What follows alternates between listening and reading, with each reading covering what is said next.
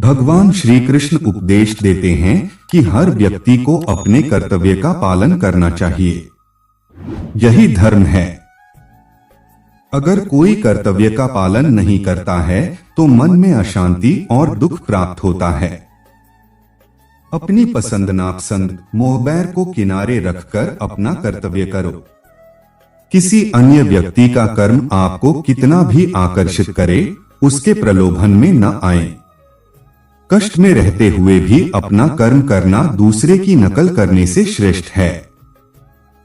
अपने कर्म और कर्तव्य का पालन ही जीवन का सही मार्ग है। कर्तव्य में दोष देखकर पीछे न हटें, क्योंकि हर कर्म में कोई न कोई छोटा बड़ा दोष हो सकता है, जैसे अग्नि के साथ धुआं भी होता है। सदैव कर्म करो और कर्म करने से पहले विचार करो, लेकिन बहुत ज्यादा विश्लेषण न करो। अधिक विश्लेषण संशय पैदा करता है। श्री कृष्ण कहते हैं कि शारीरिक कर्म से ज्ञान का मार्ग सर्वश्रेष्ठ है और ज्ञान मार्ग से भी ऊपर ध्यान मार्ग है। ध्यान मार्ग पर बढ़ने से ईश्वर को अनुभव किया जा सकता है। जो व्यक्ति मन और इंद्रियों को शांत करके पूर्ण विश्वास से अपना ध्यान भगवान में लगाता है, उसे ईश्वर का ज्ञान और अस्तित्व अवश्य अनुभव होता है। जो व्यक्ति हर जगह हर जीव जंतु और मनुष्य में ईश्वर को देखता है, सबके हित में लगा रहता है, उस पर परमपिता अवश्य कृपा करते हैं।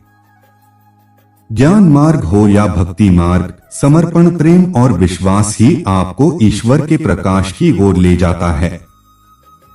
भगवान की पूजा बहुत से लोग करते हैं, लेकिन उनको शांति क्यों नहीं मिलती? क्योंकि भगवान आपके मन में निवास करता है। उन्हें पता है कि आपका भाव क्या है। श्री कृष्ण गीता में कहते हैं कि संशय करने वाले का विनाश हो जाता है, इसलिए संदेह संशय करने से बचें।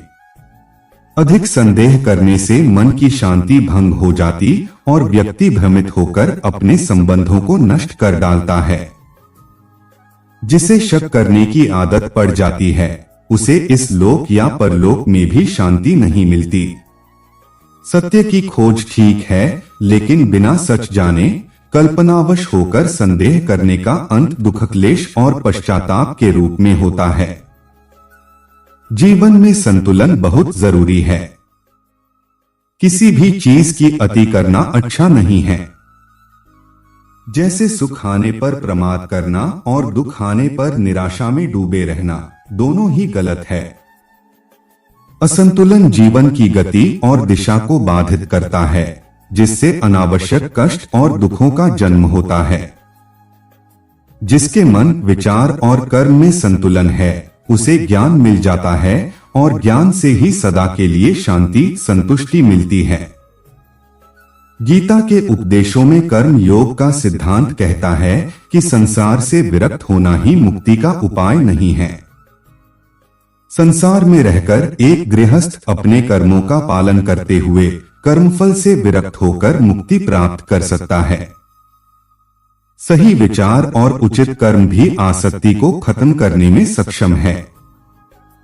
अच्छे कर्म कभी व्यर्थ नहीं जाते, चाहे ये दुनिया हो या परलोक। एक अज्ञानी कर्म और ज्ञान को अलग अलग समझता है, लेकिन एक ज्ञानी जानता है कि दोनों एक ही चीज हैं। लोग ज्ञान की बातें तो करते हैं, लेकिन उसका पालन नहीं करते। बिना पालन किए ज्ञान कोरा रह जाता है और ज्ञान का अनुभव नहीं होता। गीता में लिखा है कि ज्ञान पढ़ने की नहीं बल्कि अनुभव करने की वस्तु है और अनुभव बिना कर्म किए नहीं मिलता। इस संसार में जितनी भी चीजें सांसारिक सुख की श्रेणी में आती हैं, उनकी एक शुरुआत और अंत जरूर होता है। इन सांसारिक सुखों का अंत दुख, कष्ट और दुर्गति के रूप में होता है। इच्छाओं का अंत नहीं है, एक पूरी होती है तो दूसरी नई इच्छा आ जाती है। हर इच्छा से प्रेरित होकर कर्म करना गलत है, क्योंकि ऐसे तो अनुचित कार्य भी होंगे। इच्छाओं से विचलित न हो, उन्हें एक विरक्त दर्शक बनकर देखो और वे चली जाएंगी। परमपिता ही एकमात्र हमारे आधार है और अपने हैं। इस संसार में कोई भी अकेला नहीं है। ईश्वर में विश्वास रखते हुए जो मनुष्य कर्म पथ पर बढ़ता जाता है वो सदा शांति, सुख और मुक्ति पाता है। भूत और भविष्य की चिंता करना व्यर्थ है, वर्तमान ही सत्य है। जो भी पूर्ण समर्पण से ईश्वर की शरण में आता है, परमात्मा उसका कल्याण अवश्य करते हैं। प्रिय श्रोतागण, आपको सुनकर कैसा लगा कमेंट में अवश्य बताएं। अगर मुझसे कोई गलती हुई हो तो कृपया क्षमा करें। कृपया सब्सक्राइब करके सपोर्ट करें। आपका दिन मंगलमय हो। आप और आपके घर के सभी सदस्यों के ऊपर भगवान का आशीर्वाद सदैव बना रहे। जय श्री कृष्ण।